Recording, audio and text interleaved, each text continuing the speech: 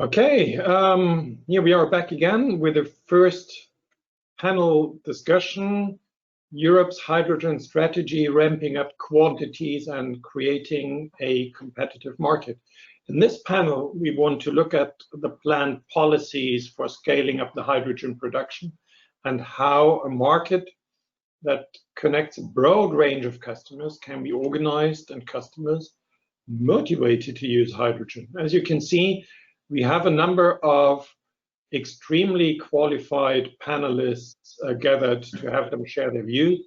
We will introduce them to you by giving each panelist the chance for a short initial statement and then have an open discussion with everybody. And the first one to introduce, that's Maria da Graça Caballo. She's a Portuguese member of the European Parliament for the EPP. The career of Maria, I guess, is characterized by a long political career in different national and European roles, but as well by an impressive scientific career, including as professor for engineering and especially for energy-related topics. Maria da Graça, the European Parliament plans to publish, and I'm not so sure if we can switch on the camera, so I'm sure that I'm not talking to you while you're not yet there. The European Parliament plans to publish an own initiative report on the hydrogen strategy, and I'm sure your views will be important. Now, how do you see the future role of hydrogen with your two kind of responsibilities as politician, but also as a scientist? Is hydrogen the one additional missing piece of the puzzle for a climate neutral Europe, or simply the gas that will replace methane in the pipeline? Maria da Graça, please. Okay, good morning. I hope that you could see me and hear me well in good conditions. First, I would like to, yes, thank you. I would like to first to thank the kind invitation to participate in this very interesting debate. I need to apologize that as we are a bit late in our timetable in the panel, at 10 o'clock I have to leave because we have votes. We are in a plenary week and I need to vote. In any way, if there is questions addressed to me, I will be willing until 10 to answer them. So I would like to make essential four points based on my work as a member of the European Parliament, but also on my experience as a researcher and a professor of energy and a researcher that has worked a lot on hydrogen. So first, hydrogen is not new. Is not new in terms of technology.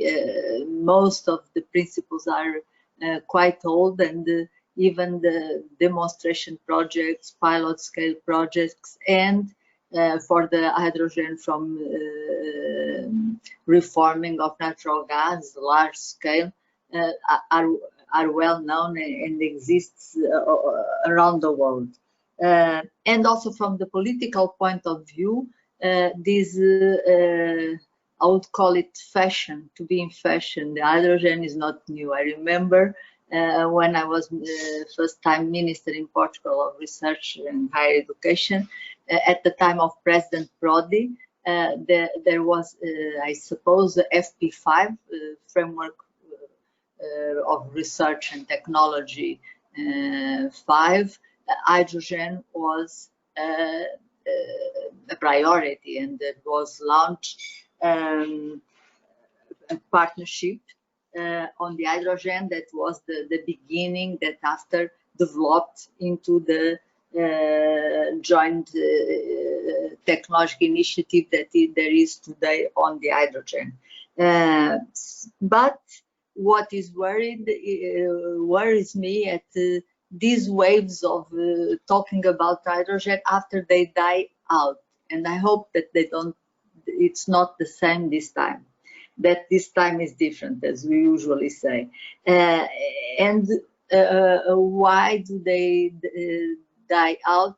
I think that mainly because of lack of market and a lot of barriers, regulatory barriers that were already referred by some of the speakers, and also the infrastructure. And it is required a huge investment on infrastructure, like it was done for natural gas in the 70s and in the 80s in Europe, that I think all the member states have heavily invested in their infrastructure, pipelines and storage of natural gas. So we really need, if we are serious about this commitment to hydrogen, also to invest on the infrastructures. So we need to remove these barriers in terms of infrastructures, and the question of creating the market is also very important. Second point that I would like to address is the what should green, blue, gray, hydrogen. First, I don't like this nomenclature. As an engineer, I don't like this nomenclature of the of colors. I always explain the principles. If it's from natural gas with reforming, or if it's from electrolysis of water, or if it's from reforming of methane with CCS. So I prefer to explain than to use a color to address to the project that I'm talking about. I think that we should have the three, the different possibilities, but it's important that we don't jump steps, because they are not at the same technological readiness level. The hydrogen from water still needs to have a scale up, so more demonstration projects, while the hydrogen from methane with reforming is more a question of having the market and the infrastructure. So we should start with the different kind of hydrogen projects, but taking into consideration that we should not immediately jump to huge projects from the hydrogen with the electrolysis of the water without doing some scale up and to remove the technological barriers that still exist, because otherwise it is going to be very expensive, and in the end it's all of us that will pay the price as consumers or as taxpayers. So that is my position as more as researcher and as engineer. And my last point, in any engineer project, I used to explain always to my students, we should never choose a complex project that is more complex from the thermodynamics point of view, from more costly, if you have a simpler and more adequate solution. And this should be analyzed taking into consideration the whole life cycle of the project, all the components, everything that contributes for the project. So in the hydrogen, this means that if you have a simple solution like electrification with renewable, that is a good solution, why going for the hydrogen? But not everything can be electrified. So hydrogen will be very, very useful for certain areas that cannot easily be electrified, like some industrial sectors, and some of these industrial sectors are very familiar and they also produce hydrogen, some of them. So is the adequate solution. Some modes of transport, the heavier transport. So we should go for where it makes sense from the economic and the thermodynamics point of view, and the balance of CO2 and the balance of waste, the balance of materials, that should always take into consideration. My last comment to finish is the European Parliament. We welcome very much this strategy, but we consider that this strategy and the hydrogen is one of the possibilities with everything else. Energy efficiency, renewables, we will need everything. We don't defend one that is our top priority against the others. We really need, and it's the integration of everything that we need to decarbonize the society.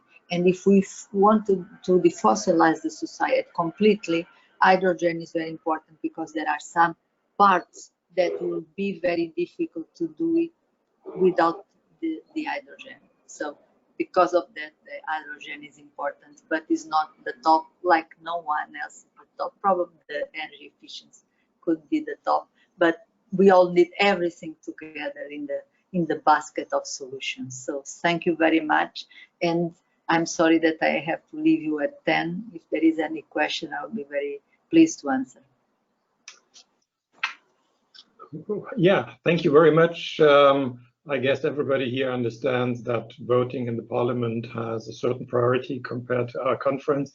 So we'll hurry up so that we will have some time for questions coming up for you in the next stage. Now, I'd like to introduce the next panelist. For those of you that discussed hydrogen for energy purposes already some years ago, Tudor Constantinescu was the face of the European Commission on this subject, kind of Mr. Hydrogen. Tudor is the principal advisor to the Director General for Energy. Tudor, for a long time, hydrogen was mainly discussed in combination with fuel cells and with a focus on transport. I think this has changed as the hydrogen strategy shows. We now see a wide range of applications and the need for large quantities to reach our climate ambitions. What needs to be done in your eyes to scale up the production? I hope we can switch on your camera so we all can see you.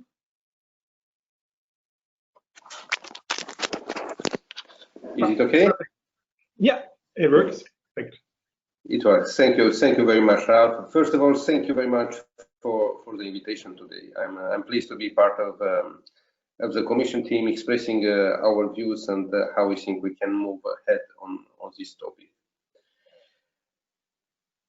And second, I'm very pleased to see the progress your industry has done, and the fact that you already succeeded today to have this ambitious of 20% hydrogen natural gas working for the turbines.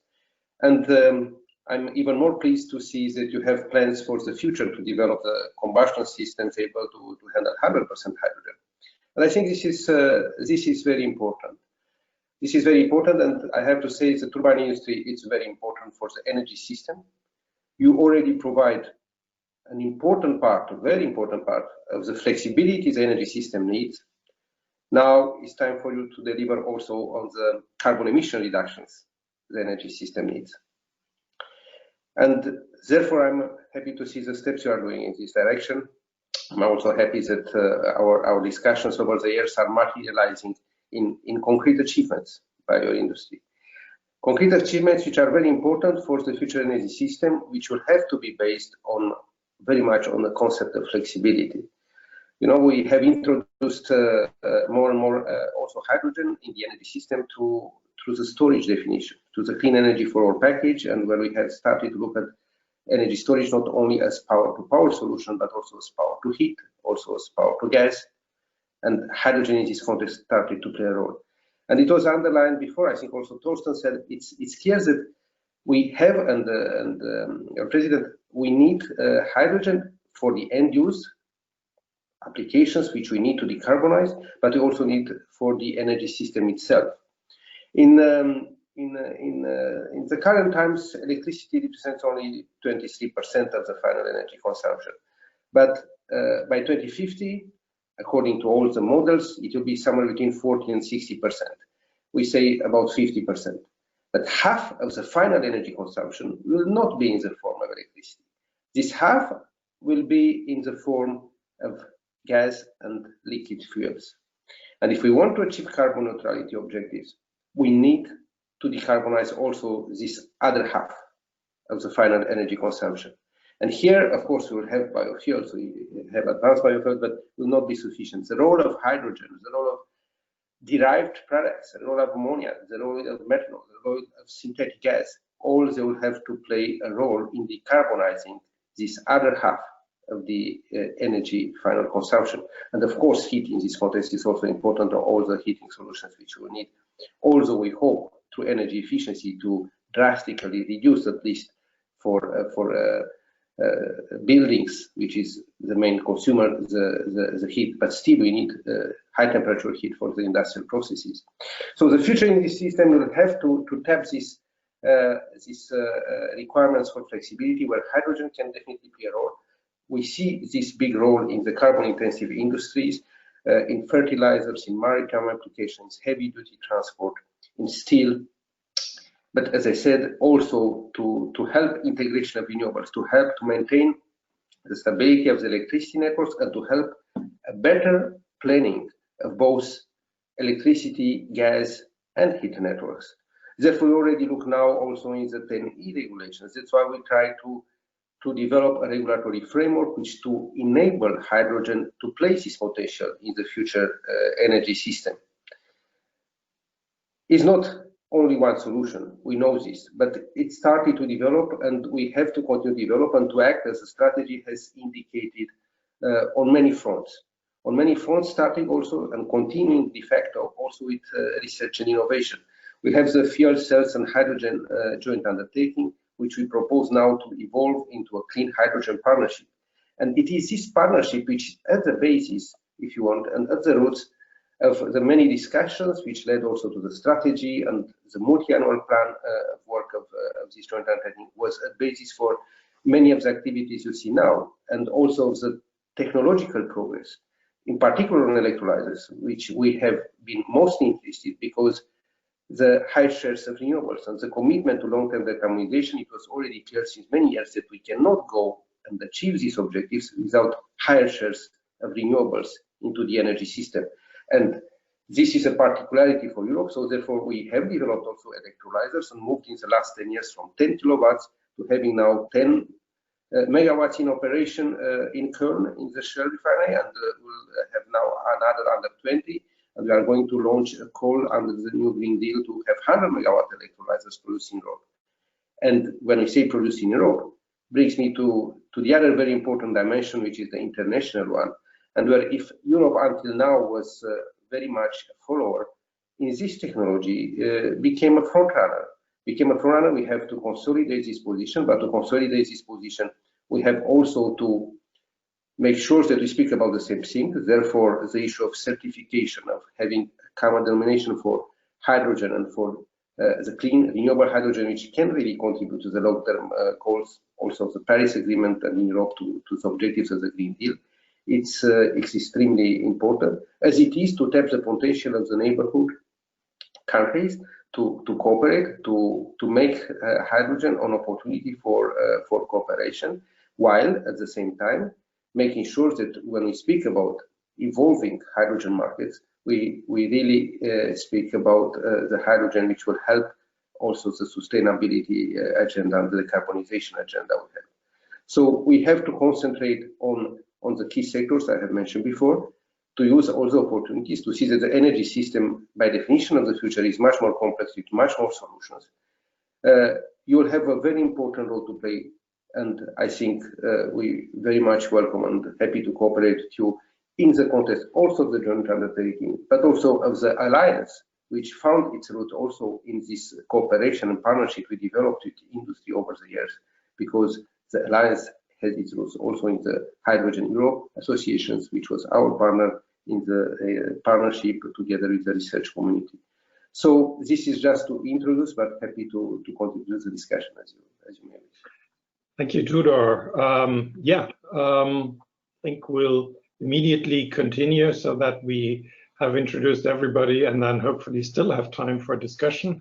Thank you for that. Our next panelist that I'd like to introduce to you, that's Andreas Kraft, who works for the German think tank Agora Energiewende, a think tank very active in providing facts and figures for the energy transition discussion in Germany and Europe.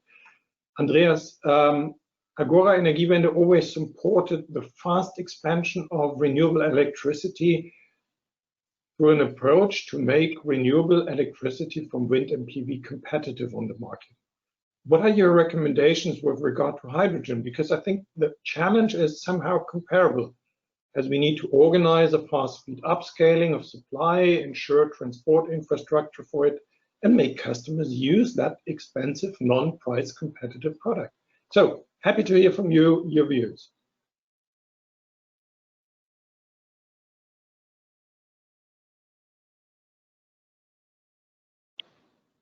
Do you have any problems with the microphone, or?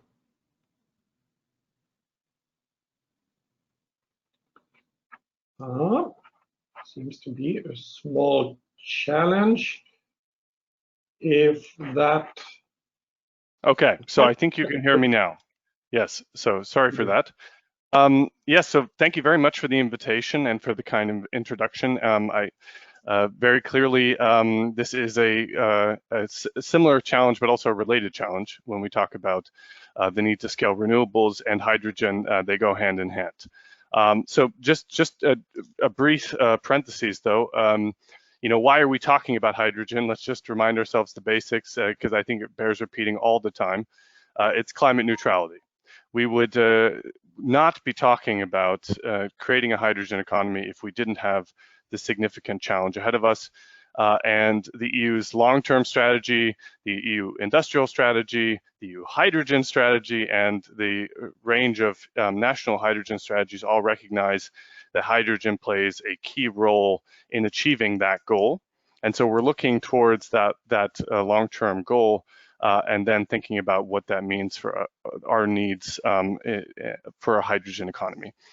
And when you look at these strategies, you also recognize that the European Commission and the member states have identified the fact that, you know, we have the technologies to achieve climate neutrality. They exist, and now we need to deliver the hydrogen to fuel them. So that is reflected in the strategies we have today, and I think importantly as well, the scale of ambition of the EU hydrogen strategy is not one to laugh at. When we in March 2019 set kind of a think piece out into the world for priorities for the European Commission, we talked about the need to scale green electrolysis production capacity to 30 gigawatts by 2030. The EU hydrogen strategy goes 10 gigawatts beyond that.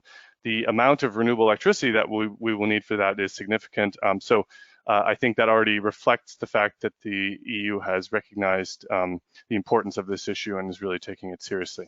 So what are the challenges then, and what does that mean for us getting to that long-term goal? First of all, there currently just is not a business case for hydrogen production. I think that's clear and evident to anyone in this webinar. We wouldn't be talking about it otherwise. So, you know, looking at the target conversation we're about to enter into on 55%, I think we can expect a significant ETS reform coming out of this higher target proposal. But even under these circumstances, we should not expect a real business case for hydrogen, both on the supply and the demand side, just from an ETS price signal alone. So what we need to have is that higher carbon price signal to reflect kind of the realities of CO2 emissions. But then we also need to complement that CO2 price with supply push instruments, things like carbon contracts for difference for green hydrogen production, demand pull instruments, so things like carbon contracts difference for steel production, so driving that demand for the green hydrogen, but also things like green public procurement, green quotas for products. And finally, we need to create a investment framework for industry and other demand sources for hydrogen that allows them to make that investment in with peace of mind, things like robust carbon leakage protection framework for industry to invest into these cleaner technologies. Secondly, one challenge is the scale of the electricity production that we will have when it comes to scaling green hydrogen, even in the 2030 timeframe. So if we look at current electricity production in Europe, we're at roughly 3,000 terawatt hours. Industrial demand is roughly 1,200 terawatt hours of electricity. There are very ambitious decarbonization scenarios that show industrial demand for electricity going as high as 3,000 terawatt hours. So it's making up as much electricity demand as we have for the entire economy today. When you look at figures like that, I think it underlines the need for us to also make sure that we are maximizing efficiency, material efficiency, circular economy, to reduce the amount of hydrogen we need and that indirect electricity demand, to make sure that when we are trying to achieve our ambitious demand, targets, we are also doing this in a realistic way. So that means both scaling up the electricity production and green hydrogen production, but also doing it within feasible limits. So that means, again, circular economy needs to be underlined in other efficiency measures. It also means we need to scale the additional infrastructure we will need to deliver that hydrogen, and that includes both transport infrastructure on the green hydrogen side, but it also means things like if blue hydrogen is supposed to play a role, then where is the CCS infrastructure? We're not currently talking about it to the extent that we would need to bring it to market. So we need to have that conversation and know within which limits this infrastructure will actually be in place when we need it. And third, we need to kind of wrap our minds around the fact that we're starting from a very low starting point when it comes to green hydrogen production. Overall hydrogen demand and production currently in the EU is about 8 million tons of hydrogen. Less than 4% of that is currently electrolysis production. Most of that is from chlorine production, and it's a byproduct of a certain industrial process. We really are starting from a very low starting point, and the EU now has set its eyes towards a very ambitious target of up to 10 million tons of hydrogen production by 2030. This means we want to potentially surpass the entire fossil fuel production we have today and go beyond that. The 40 gigawatts that are also in the EU hydrogen strategy will not deliver those 10 million tons based on our calculations. So we're talking about, I think, a big significant scale up. We have about 20 gigawatts of electrolyzer capacity in the national hydrogen strategies that we have identified so far. So we're halfway there to the 40 gigawatts, and we're not yet close to the 10 million tons that we have in the EU hydrogen strategy. So we need to, I think, take that seriously, and now in the coming weeks and months, really talk about how we can deliver those policy instruments to drive that scale up. Thank you, Andreas. I think you already provided the perfect handover to the next panelist. You mentioned the important investment framework and the challenge to come from a very low volume of electrolyzer capacity and produced hydrogen. And that brings us to Mark Nicklas from DG Grow, who in his unit takes care, I think, of the identification of the important projects of common European interest, but also about the industrial alliances that we see, as he's in charge of industrial strategy and the value chain. And the Clean Hydrogen Alliance is supposed to be one driver for really bringing the investments up and to a different level than they are today. Mark, explain us how this shall work. Yes, thank you, Ralph. Good morning, everybody. So indeed, coming from the industrial strategy angle, where we want to master the green transition, achieve climate neutrality with a globally competitive industry, such industrial alliances can be a very valuable tool to deliver on our policy objectives, where it is necessary to bring a large variety of stakeholders together in order to achieve a common objective. We've done that in the case of the European Batteries Alliance, which has been quite successful in establishing Europe as a player in batteries. On hydrogen, we have a different starting point. On hydrogen, we are already in a leading position, and we want to maintain this forerunner position on hydrogen. And we have also a clear strategy now on hydrogen, clear ambitions, targets, the 40 gigawatt electrolyzers by 2030, which will require a huge amount of investments. So I think to achieve these ambitious objectives, we need basically two elements to make it happen. First, we need scale, as discussed already during the morning. We need to scale up clean hydrogen production to make it cost competitive. But of course, there is no business case if there is no demand. So we need to boost demand for clean hydrogen at the same time. So in addition to scale, the second element is more systemic action along the value chain. And this is why the alliance, the European Clean Hydrogen Alliance, can be instrumental to deliver on our objectives and build up a robust pipeline of investments. It's about mobilizing all the stakeholders along the value chain, from clean hydrogen production to the distribution and transmission to the customers. And this, I believe, will both really contribute to our objectives on climate neutrality and on our objectives on growth and competitiveness.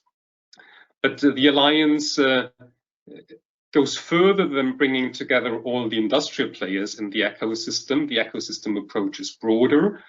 So it also includes the public authorities, so ministries from the EU member states, but also regions and cities, the civil society, the innovation community, the financial community.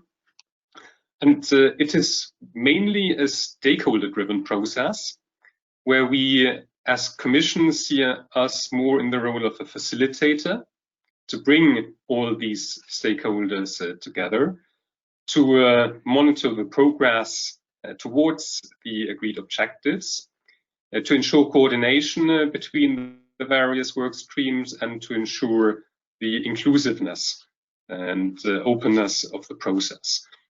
And I'm very pleased with the large interest we have in this alliance. At the opening of this event, Hans van Steen mentioned the figure of 200 participants. Actually, by now we are close to 500 participants in the alliance. So really an impressive interest. EUTurbines and some of your member companies are already registered as participants on the alliance. Now, the next step is then also to start the operational work towards this investment pipeline. And for this purpose, it will be structured in various round tables for each segment of the hydrogen value chain. So one for clean hydrogen production, one for transmission and distribution, and one each for the various applications for hydrogen, so for industry, for mobility, for energy, and for residential applications. Soon then there will be calls for applications to participate in these roundtables, because obviously we cannot have 500 participants in these individual roundtables. It would be more something about 50 participants, mainly industry CEOs or management board members, but also the discussions will be joined by then participants from ministries and the civil society and other stakeholders. As I said, this will be and should be a stakeholder-driven process. So the exact scope of these roundtables then also are for discussion within the participants of the roundtables, and then it's more for the Commission to challenge the roundtables if they have set the right priorities. But we would not prescribe the exact scope for the investment pipeline. And one word may be, of course, this investment pipeline will require financing. This is why we also bring the financial community into the alliance, but we're also aware that the market alone will not provide the necessary financing. So in that context, I would just like to draw your attention to the Recovery and Resilience Facility, which will present an unprecedented financial support to EU member states. It's 675 billion euros for the recovery and the investments for the future, with a strong focus on the green transition. And we have seen a strong willingness from many member states to give support to hydrogen. So I think there is a clear momentum also from the political side to support the objectives of the hydrogen strategy and help to get the projects off the ground. Thank you, Mark. An impressive tool that you have.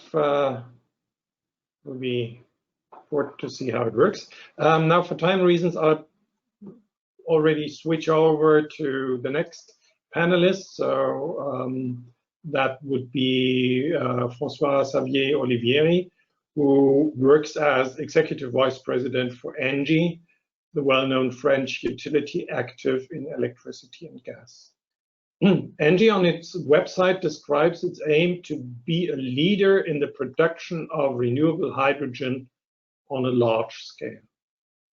François-Xavier, Engie wants to make profit. Today, nobody makes profit with renewable hydrogen. How do we get there? What are the main things to solve?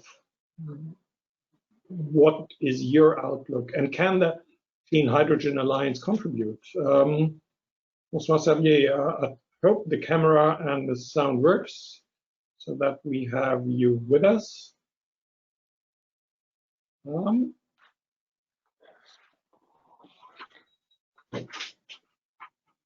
If there are some problems at this moment, then can you hear me well now? We can hear you. Yes. Okay. Not hear you yet, but at least we can hear you. At least we have the sound. Okay. Yes, please. If you want to already start with your comments, in the meantime, maybe we can solve the. Yeah, now we can see you. Perfect. Okay, that's perfect.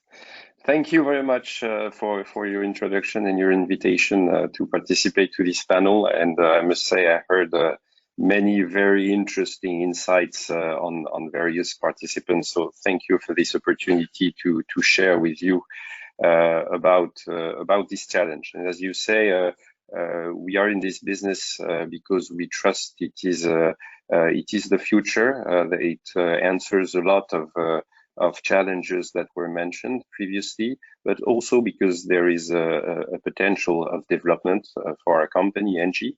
And I mean, you raised the right question. How do we ramp up the production of hydrogen, and how we make hydrogen society happen?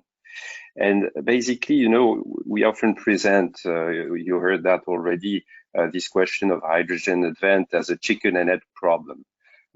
Basically, the thing being that if you want to reduce costs, you need to reach massive productions of hydrogen.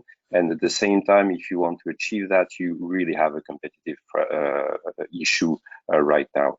So the main hurdle is here. It's not so much technological as was previously said, although there are some challenges on the technology side, but it's more a question of economical and regulatory background. And here, as Mr. Hurden said, we trust that there is a need for a strong governance and for a strong industrial vision of member states and of the European Commission. And we're about to reach, I'm pretty convinced, this momentum. So basically, you know that the complexity resides today in the development of those projects to find very large off-takers. And those very large off-takers today, where are they? They are in the industry. There are industrial companies which already use hydrogen produced from fossil fuels, and the purpose is to displace gray hydrogen by green hydrogen. But there is a huge competitiveness issues because those companies cannot afford to pay a premium for this green product. So the question here is, how do you bridge the gap? And obviously the answer, and we have now a very strong momentum, as I said, is we need public subsidies to bridge this gap and make those early adopters in the industry change their industrial process and adopt green hydrogen. And here you have to measure. We have to measure collectively what it represents. And this is why those hydrogen plants are so important. Today, gray hydrogen is about 1.5 to 2 euros per kilo. And it's twice that cost to produce green hydrogen. And why is that? Mainly because of electricity prices. This is where the sector integration and the importance of collective development of both renewable energy capacity and hydrogen and the usages at the same time is so important. And in this way forward, it's important to see that there is a willingness of member states. We talked about the plans, we talked about the very ambitious plan from the European Commission to put money on the table. But now the way you put it and the governance you put behind this and the industrial vision that sustains this development is very important. And let me share with you a few very practical attention points and questions we have today. One is the timeliness of these programs. Again, they are very ambitious programs, but today in Engie, we have some projects which are already at feasibility stage, and that would be ready for final investment decision in a very limited time. But when you see the calendar of the French plan, for instance, or the European support schemes, we see that it comes quite late in those projects. And so there is a sort of time to market issue to say, the willingness is here, the funding is here. Now, how do we accelerate to fund these projects that are already pushed forward by certain industrial companies? There are industrial companies, early adopters, there are energeticians that are ready on this market. So how do we accelerate this? So this is one of the challenges. Another challenge which is very important is all which is going to relate to defining where the money will go. What will be those flagships that will be helped? Obviously, for production of hydrogen, an easy way to say is to say we'll do some tenders and we'll see which source is the most competitive. But here, as it was said previously, we must pay attention to the fact that renewable hydrogen produced from renewable electricity, since this source of electricity is has a higher cost, will generate higher cost in the production of hydrogen. And so if we have in the criteria of selection of the project too stringent elements, then we may miss the opportunity, which obviously is linked to the holistic view of the value chain. You will not develop massive production of hydrogen for the merit of producing hydrogen. You will produce that, but you will have to store that, you will have to transport that, and we will have to create a full backbone of infrastructure. And where the money goes is important here. And the Clean Hydrogen Alliance has a role to play here, meaning what do we want to achieve? Where do we want to accelerate? And what are the projects that create the future backbone of Europe and that provide a decisive advantage in global competition? These are two of the challenges that we really need to face today, and we need to work hand in hand with the European Commission, with the Clean Hydrogen Alliance.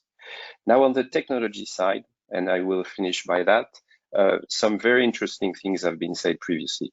It's very essential to see that there is already existing usages of hydrogen, and there are some hydrogen usages that we need to activate.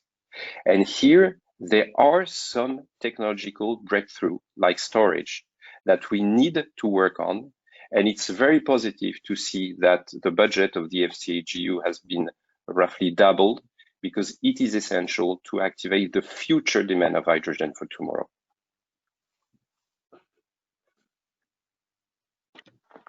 Thank you, François-Xavier. I think those were very helpful, very concrete comments that will help in the political discussion. Now, we already progressed, so we need to really hurry up now with our discussion. May I ask everybody to be switched on, our cameras to be switched on.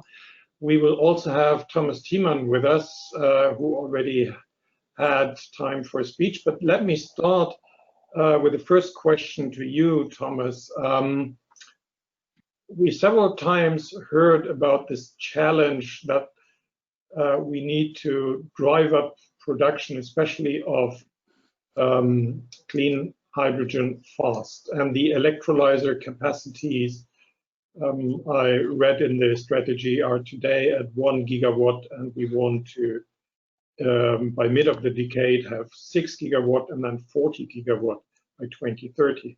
From a technological point of view, even if we get the money, is that achievable? Yeah, this is a $1 million question, Ralf. In fact, if you see it graphically, the ramp rate, we plan to get 6 gigawatt into place in 24, having in mind that you need concept phase, project development phase, approval phase for all that, is a giant ramp rate. And I'm not aware of any industry in the past where we were able to cope with such a ramp rate. So I would fully support that there's a really big need for urgency, for clarity on the regulation side, and then get for the end users a clear business case that they quickly can go into such a kind of approval process, concept process, work with the manufacturers on the kind of solutions that we make the ramp rate. So to me, it seems extremely ambitious to get this ramp rate. And the only way, what we can do to speed it up is now to get very fast and urgent clarity on the regulation side and on the incentive side, that the end users really can make investment decisions. At the moment, and we are in touch with a lot of end users, they are ready, they have ideas, but they cannot do the decision since this clarity is missing. So we need urgently this clarity. And then for sure from industry side, we will do everything to make it happen. We have shown in the past that we are able to handle big ramp rates in certain situations, but we need first, the end user need to have this clarity. So this is the biggest challenge in my perspective. I think that goes in the same direction that François-Xavier mentioned it. Now that puts a bit of pressure, I guess, on you, Mark, with getting your activities up and running. can you say a bit more? Now we heard the call. Now we heard that 500 interested parties signed the call and are ready to contribute.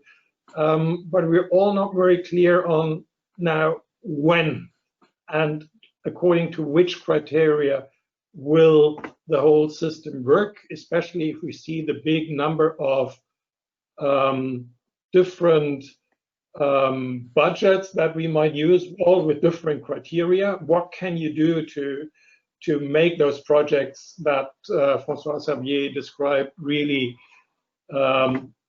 start?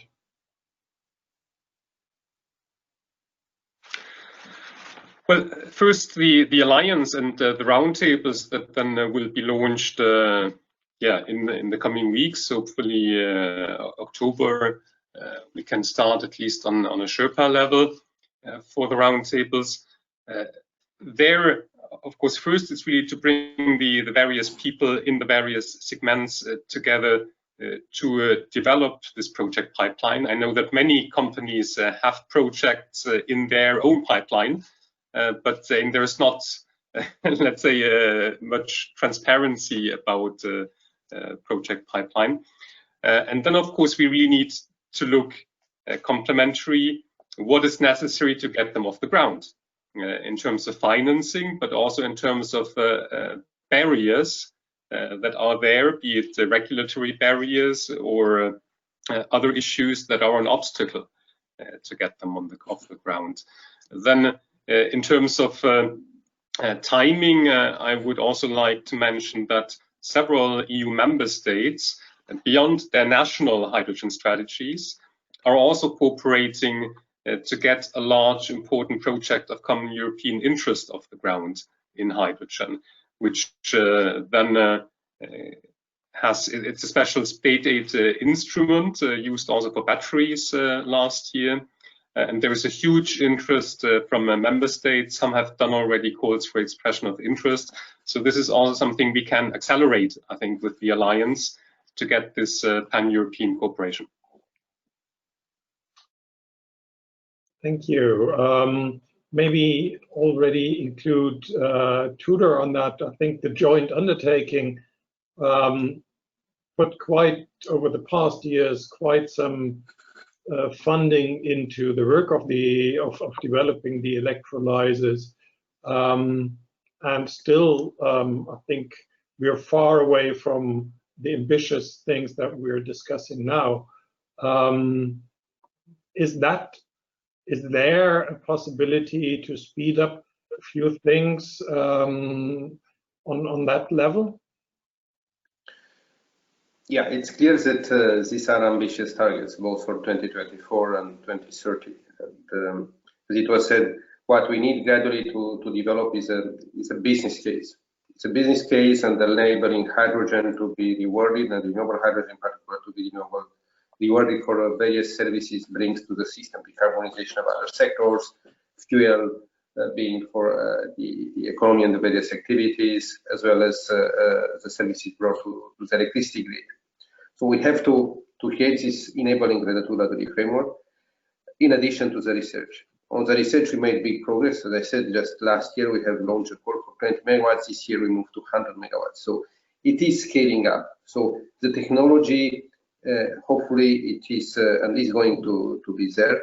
And what we need at the same time to scale up very much, it will be, of course, the renewable production, because in the end, speaking about the economics, the most important part is the cost of the hydrogen produced for electrolysis, the price of the electricity. So more renewables we have, more a business case we'll have. We'll therefore maybe even use some quotas. So the regulatory framework is in the making. We have to revise the renewables directive. We have to revise, and you'll hear in the next panel more also about the gas directive, and to see how we make space and more space for more renewable and decarbonized gases in the future.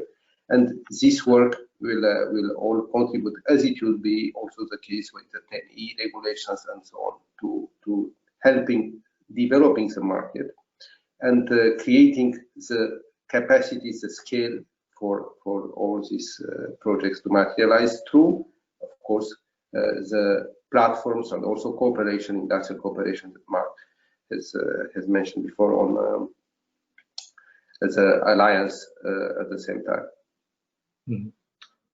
Thank you. So, I think it is an important effort. This is clear, but I think it's important to have some objectives which are still feasible if there is enough ambition. And one more element, I should say. Look, the point is that otherwise we cannot maybe reach the 2030 targets, which are more ambitious, the 50-55% decarbonization. The whole thing of the Green Deal is to move the capex upfront.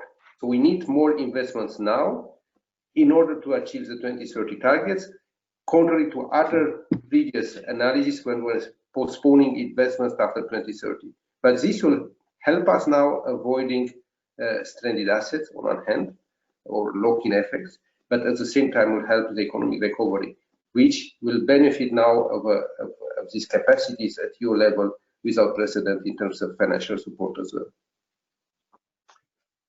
Thank you. I think we can all see it's kind of a catch-22 topic. Without sufficient supply, there will be no demand, and I think Andreas mentioned that. But without sufficient customers, there's also no supply. And I think somebody mentioned that the one way to it would be to go to the customers that at the moment use gray hydrogen and kind of provide them with blue or green hydrogen. But Maria de Graça, I'm happy that you're still with us and not yet out for the voting. Would that be sufficient as an ambition? Because that can't be matching with our climate targets. That would it be a starting point, an interim point for you?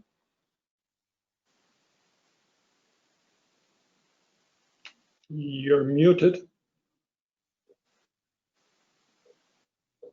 Yes. Like this situation has happened in the past, for example, even with renewables in the beginning.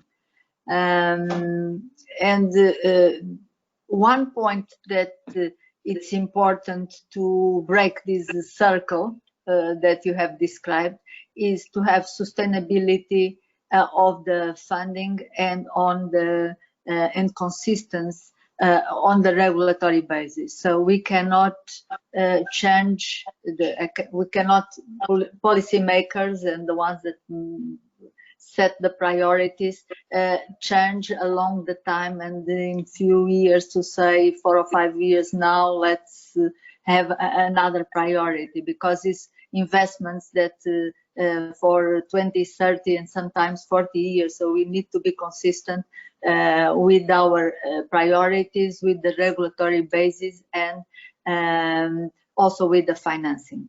And if we do that, I think hydrogen can do its way. We cannot afford this to have things like we had on the biofuels, because probably in the first place we didn't prepare as we should have, with all the scientific data that would allow us to do the proper policies, and after we had to change. So we need to avoid that things like that will happen. So we need to be consistent, and we need to be persistent. One important thing is to take the opportunity of all this package of funding. But I'm a bit worried because the bulk of the funding is in the member states in the recovery plan, and most of the money is with the member states, and we can see already some priorities in some member states that are going different ways. Each member state is their own priorities, and the Commission and the European institutions need to have a strong governance and to have some strategy to coordinate these investments. Something like the hydrogen needs to be coordinated We need to have an European strategy. We need to have European infrastructures. It's the same for the electrification of mobility. And if we don't do that, if each member state to choose a different priorities, or even if they choose hydrogen, but they use different standards and different ways to transport. Take my own country, Portugal. We really need to have a coordinated strategy with Spain, and we need to have a coordinated with the European infrastructure, because we are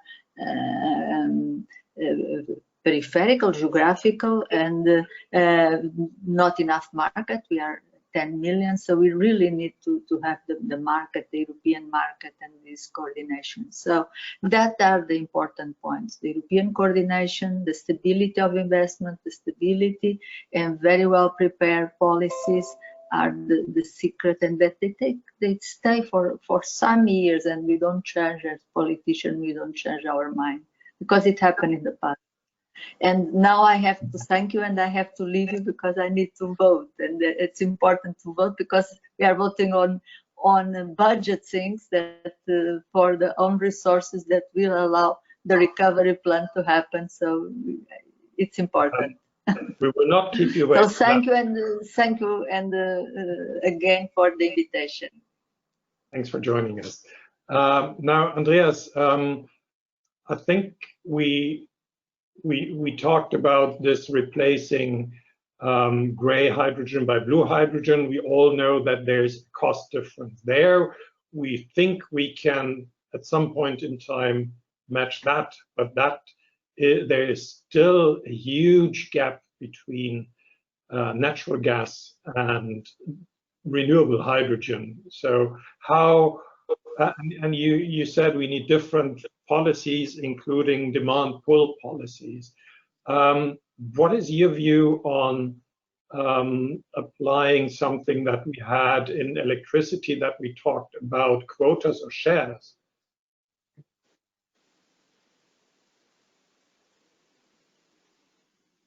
You're muted. No. Now you should be on.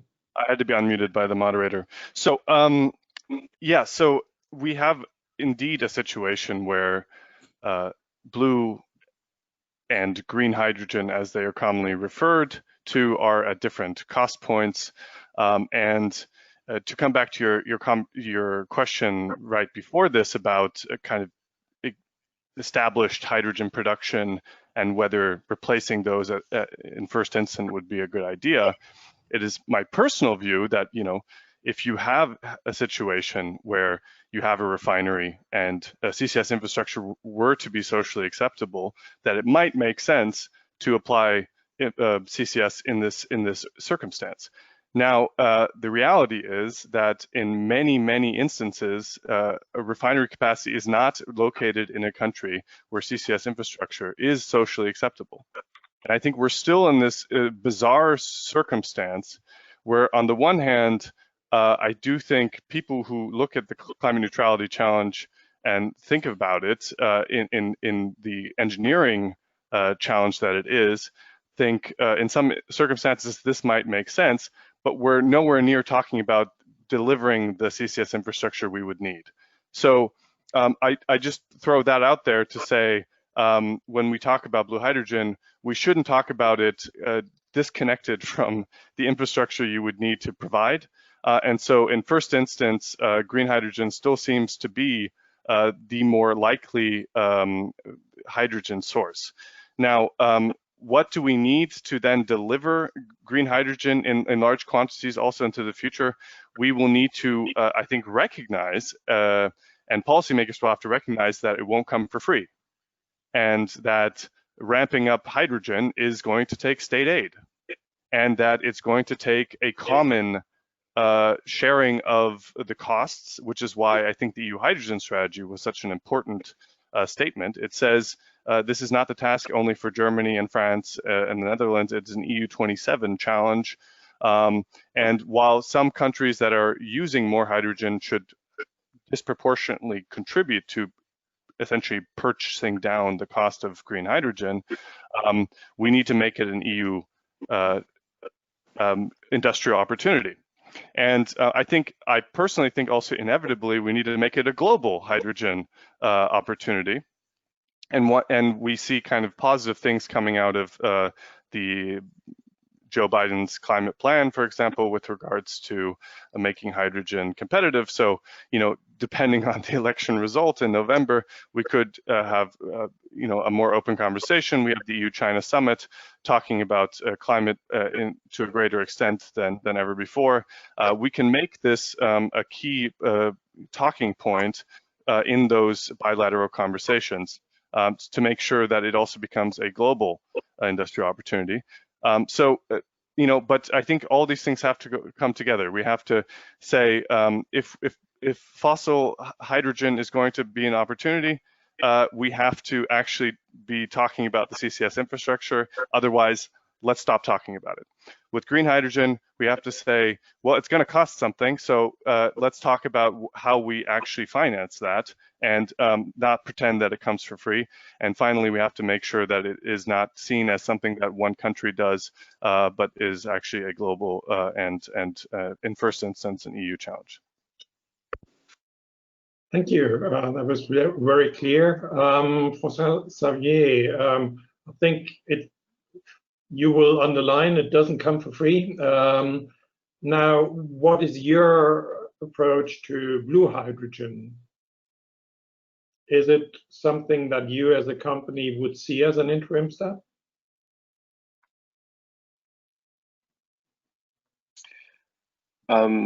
Actually, can you hear me? Yes. Okay. Yes, in some cases, I think it was previously mentioned. If and I totally adhere to the vision that was presented. We need to subsidize green hydrogen because it is today the segment where it needs the most public state aid to bridge the gap.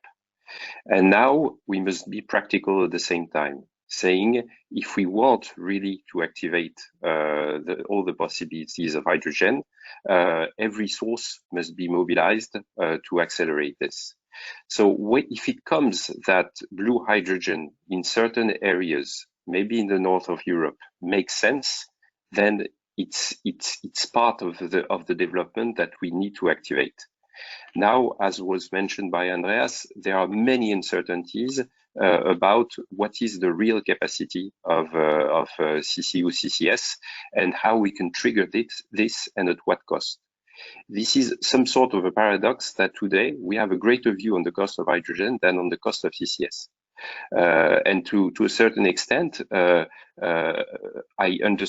fully understand that some market players don't want to invest into CCS because there is a risk of stranded assets in the end. So we must be very practical on these questions. I think that there are no principles, and we must see on a case-by-case basis what makes sense. I personally trust that carbon capture and usage probably is inevitable into the full decarbonization of the society. And we see that there are more and more projects that combine green hydrogen and capture of carbon to combine those two and make some added value products for the industry. Thank you, François-Xavier. Now, I think I still have a long list of questions, but we have a second panel waiting already for a few minutes. So I'm awfully sorry, but I think we need to come to an end. My sincere thanks to all the panelists for their valuable contributions. And I will not try to summarize the discussion here, but instead, I think we should switch over to give also the other panelists a fair chance to bring their arguments. And that second panel will now be moderated by